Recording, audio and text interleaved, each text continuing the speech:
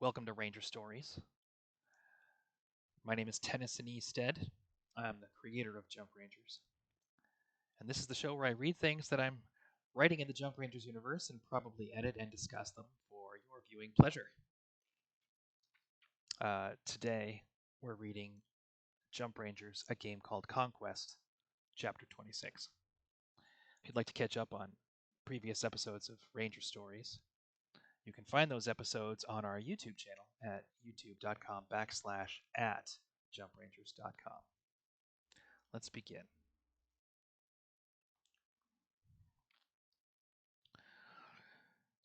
Back on Soros, Commander Paxis caught us off our game. Last time I was giving him the benefit. Much as my gut was telling me to watch my six, I never really believed a colony leader would raise arms against a Jump Ranger. Jump Rangers are always here to help. Everyone knows that. I think that's a new paragraph.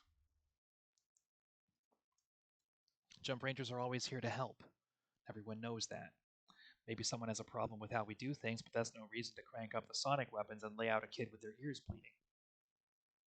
Now I know. Neither the Sarge nor myself was willing to hurt the colonists, but we knew the commander was willing to hurt us. We knew he was willing to order those colonists to hurt us. Some of them would do it. Maybe most of them would if Sudropaxis told them to. So what if we're there to help them? Sudropaxis has kept them alive. When people are hurt, I can delete that. When people are hurt and tired and scared, that's not a great time in someone's life to ask them to give up the things that have been keeping them safe. Nah, I can delete that too.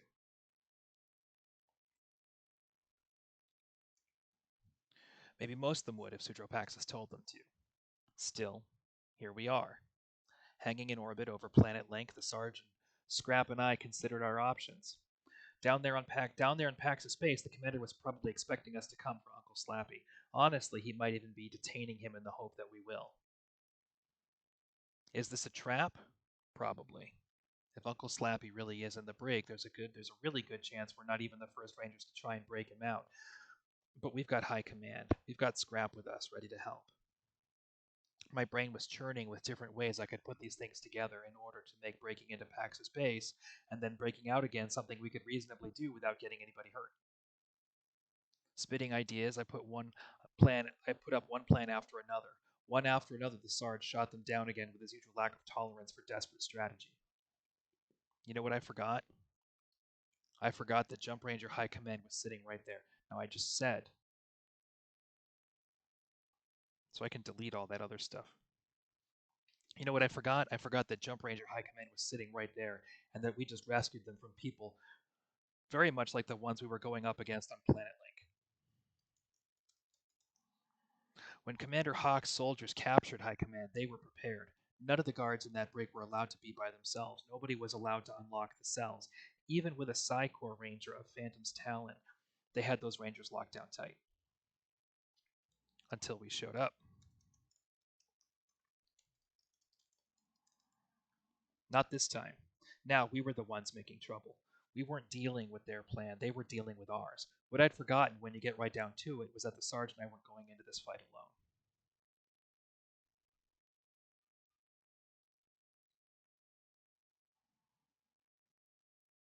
I think that's a bit much. They were prepared. So we can delete all the things that they were and weren't allowed to do. Even with the Psy-Corps Ranger of Phantom's talent, they had those Rangers locked down tight. Not this time. Now we were the ones making trouble. We weren't dealing with their plan, they were dealing with ours. This time we were the ones making trouble. First, we landed our stolen Hermes right next to the abandoned safe hab where the Sarge and I had trained with Scrap. Together, High Commander Dio and I built a model of the cell block in Pax's base. Working with Scrap, we trained High Command how to fight and how to work with the help of a Missling Nomad. How to fight with the help of a Missling Nomad. Using her psi powers, Phantom would lay down a mass hallucination that kept the colonists at Pax's base oblivious to our presence. Working with the Sarge, Flora, Fauna, Jason, Disco disarmed the colonists around the brig. Myself and Dio, we got into the computers and locked out anyone who could set off the traps we knew they'd have set for us. Even if they were watching, even if they had a big red button that would set off screamers in every corner of the base, Phantom was making sure that nobody would know we were there until it was too late to stop us. Dio and I got busy making Too Late come fast enough to move Slappy and the Rangers trapped in those cells. Sergeant Goad and the rest of High Command locked down the brig and helped Scrap move the prisoners. In theory, we could get everyone out before they even knew we were there. There was one thing we didn't count on. Commander Paxis had been a jump ranger for more than 10 years, before he even started thinking about leading colonies. He knew what a Psi Ranger was capable of. Over the years, he'd taught himself some tricks. Growing up, the commander stayed in practice. He kept it up. Most grown-ups lose track of their intuition as they get older. Of their psi powers. I'm not going to call it intuition, she's a kid. Commander Paxton had spent the last 30-odd years of his life keeping himself sharp for a day just like today. All of us knew they'd be waiting for us to just flicker straight into the brig. Before we did that, we needed to control the security systems they had waiting for us. With the team behind us, the Sarge and I led the infiltration through the caves leading to the hangar bay, just like we did at Hawk's Nest. While Phantom held up the illusion that we weren't there, the rest of us made for the vents. Up in the command center, Paxis must have seen that everyone around him was acting a little funny. Maybe he felt Phantom's mind at work. Whatever it was, the illusion Phantom was pushing on the colonists was what gave us away. Just as soon as he put the illusion up, Phantom could feel Paxis resisting. That was the moment when Phantom knew we were trapped, but she never got the chance to tell the rest of us. Somewhere in that command center, they actually did have a button. Screamers had been installed in every corner of the base, including the hangar, including the air vents. All of us hit the ground just as soon as those screamers started tearing out our eardrums. Incapacitated, Phantom's illusion went down.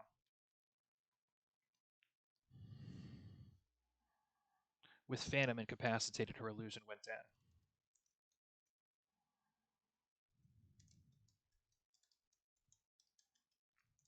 Her illusion went down. Were the colonists wearing ear protection? You already know. Before we even knew what was happening.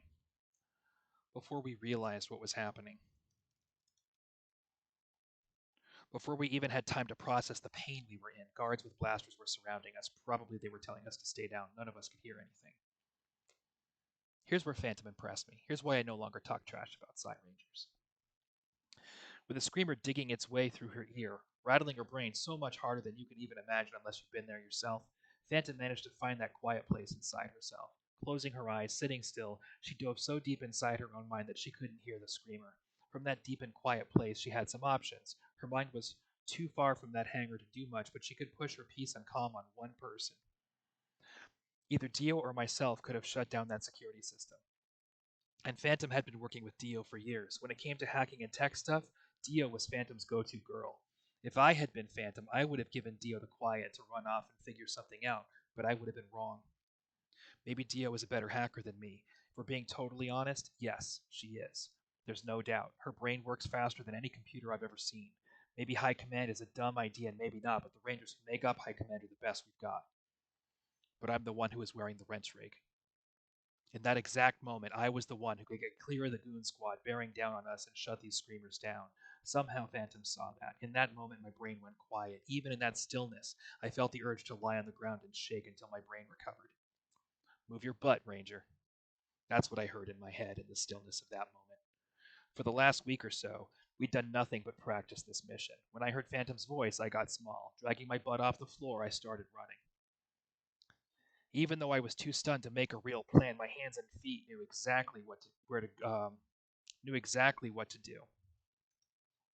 Find the vents, climb in there, and find a data relay. When I'm safe enough, get big and splice in my data pad. From there, it's just me versus the security team at Pax's base. Believe me, Paxis trains his people well. Punching away at my data pad, there was a moment where I wondered if the firewalls they put up were too thick and crunchy for me. Just knowing that I could lose this fight was enough for me to get serious. All it took was that moment of doubt for my brain to boot up, and then it was over. Security at Pax's base broke open for me like an egg on the griddle. 4 minutes and 55 seconds passed from the moment those screamers went off to the moment I shut them down. Surrounding the team, the soldiers had managed to put cuffs on our rangers. Surrounding the team, put cuffs on my rangers. Cuffs are connected to the security network. Those fell off before the soldiers managed to get my team up off the floor. Without the screamer pressurizing her brain, Phantom was free to do some real work. Even as their hands freed up, the team was suddenly invisible to the soldiers. Most of them didn't even believe we'd been there to begin with. Nobody had much time to pull themselves together before we all had to move, but Phantom helped with that as well. Before Dio had even joined me at the relay, I'd located Commander Paxis in the security feeds. Yes, he could keep Phantom's illusions out of his head. Yes, of course he had personal security overrides to every system in the base, but those systems were mine for now. Locking his location down, I closed every blast door between him and where we needed to go. Commander Paxis was out of the fight. Never in my life have I seen a grown man so mad. Punching blast doors is no way to live, but I have video files of Commander Sudro Paxis throwing a full-on man tantrum. All I could think was that this man used to be a jump ranger. Adulthood can happen to the best of us. That got a laugh from Ippy Looney.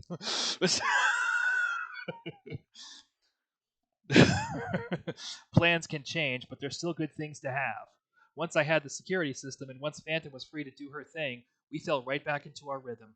With the rest of High Command, the Sarge locked down the Pax's base security forces. Scrap moved Uncle Slappy back to the Hermes, along with about 15 jump rangers who got rounded up for being at the Rangers' Roost when the guards moved in. Once the prisoners and their gear were safe, Scrap came back for the lot of us. Uncle Slappy didn't have an environment suit stashed away in the brig with the rest of the Ranger kit, but they had some grown-up suits on the Hermes.